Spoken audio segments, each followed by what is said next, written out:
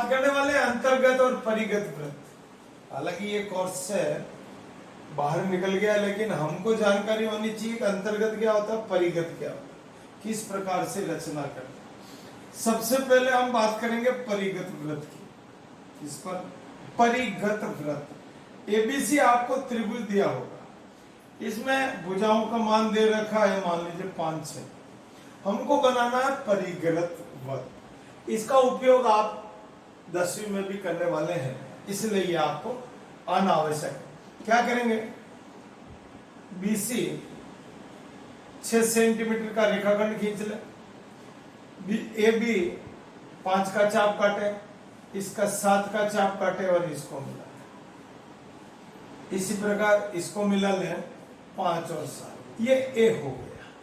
अब आपको क्या समझना, मुख्य चीज चित्र कच्चा और ये दोनों एक जैसे ही, बस ये नाप के बनाना है आपको।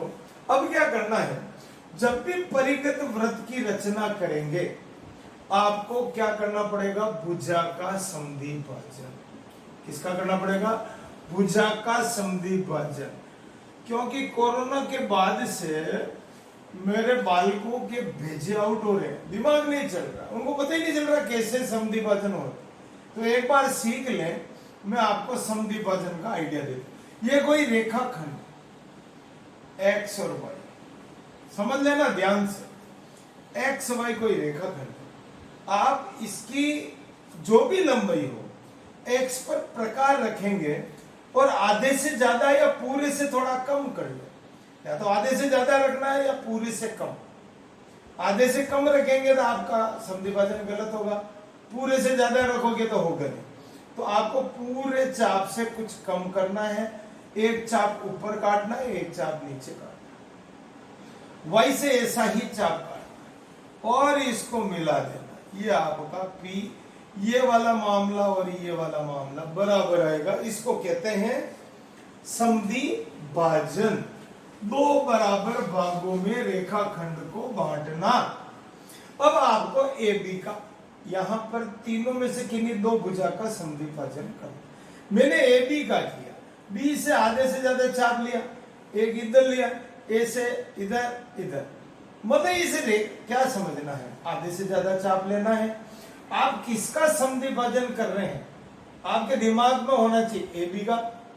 तो ए बी के ऊपर और ए बी के नीचे इस चाप को काटे।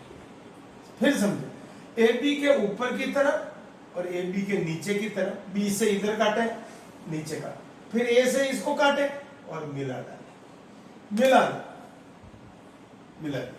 आपको पता रहना चाहिए, बहुत सी बार क्या बच्चा काटता है, यहां देखता है, यहां देखता है, कभी कहां देखता है, उसको ये पता नहीं।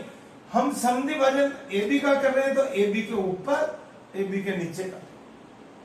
फिर देख एसी का करेंगे तो एसी के एक ऊपर, मैंने सी से एक चाप ऊपर की ओर काटा, अब इसी चाप को नीचे की ओर काट दिया, काट दिया। चाप हिलाना नहीं, ए पर रखना, इसको मिलाना, काट दो, इसको मिला डालो, क्या टेंशन, जहां पर आवे ये केंद्र हो गया। अब जब परिगत व्रत बना रहे हैं तो इसको कहते हैं परिकेंद्र। क्या कहते हैं, परिकेंद्र।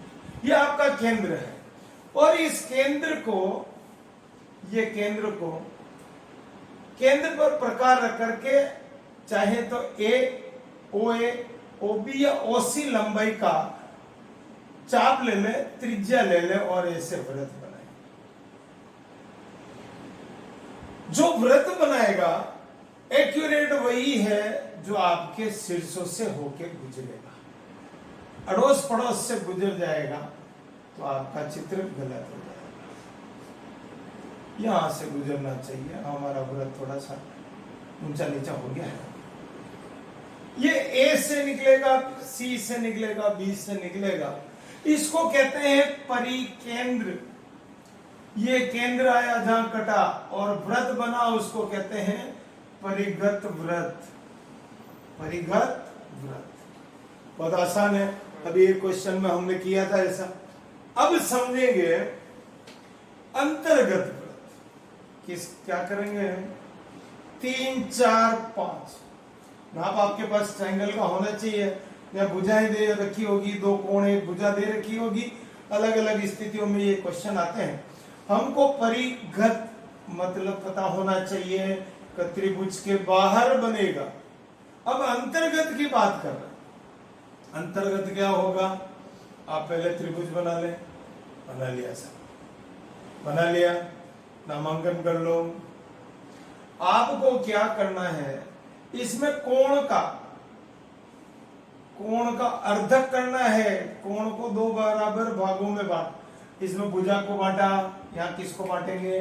कोई से भी दो कोण को बी पर प्रकार रखें, चाप कटें, प्रकार यहां रखें इन दोनों बिंदुओं पर। एक बार यहां रखें, इधर काटें, फिर यहां इधर रखें। क्या हुआ? हो गया। फिर सी पर रखा, फिर चाप काटा, दोनों जहां कटे वो आपका केंद्र हो गया। इसको कहते हैं अंतः केंद्र। क्या कहते हैं? अंतः केंद्र। अब आपको त्रिज्या चाहिए, और त्रिज्या के लिए यहां से समझना पड़ेगा। इस ओ को केंद्र मान करके एक आपको लंब डालना है। ऐसा एक तगारी जैसा एक आकृति चाप काटेंगे जो इस बीसी को दो जगह काटे। फिर समझो, ओ पर रखा, इसको ऐसे काटे। ओके, अब उस चाप को हटा के यहां से और यहां से इधर चाप काटे। एक बार इधर काटे, एक बार इधर काटे, और ओ को मिला दे। ये आपका आएगा पी। कौन आएगा? पी। ओपी को त्रिज्या मान करके एक सर्कल बनेगा इस प्रकार। इसको कहते हैं अंतर्गत वृत्त। दोनों चित्रों में क्या अंतर है आपको अपने आप समझ में आ गया। ये परी मतलब बाहर, अंतर्गत का मतलब अंदर लड्डू बना हुआ है। ये दोनों, इन तीनों भुजाओं को स्पर्श करेगा। अब आप कहां गलत हैं, कहां सही है, उसकी पहचान आपको हो जाएगी। ये अगर इन तीनों शीर्षों से नहीं निकल रहा है तो आपका क्वेश्चन गलत हो रहा है। आपने नाप चौक में गलती कर दी है, आपका पेंसिल और प्रकार का कॉम्बिनेशन सही नहीं है, या टेढ़े बांके हैं, लूज है, कहीं न कहीं आपके टेक्निकल फॉल्ट आ रहा है। बाकी एक्यूरेट एबीसी से निकलेगा। अंतर्गत में क्या होगा? आपका तीनों भुजाओं पर स्पर्श करता हुआ निकलेगा। अगर यहां से थोड़ा बाहर है तो गलती है, कहीं या तो ये थोड़ा अंदर रह जाएगा या बाहर रह जाएगा, ये तो आपके गलत हो रहा है, कहीं न कहीं टेक्निकल फॉल्ट आ रहा है। इसलिए आपको इसको एक्यूरेट बनाना है। तो आपने क्या सीखा? अंतर्गत और परिगत वृत्त की रचना किस प्रकार की जाती है आपको आना चाहिए। बहुत बहुत धन्यवाद। अभ्यास करें। वृत्त से संबंधित ज्यादातर सभी क्वेश्चन मैं करा चुका हूं। मैं चाहूंगा आप इनका अभ्यास करते रहें। बहुत बहुत धन्यवाद।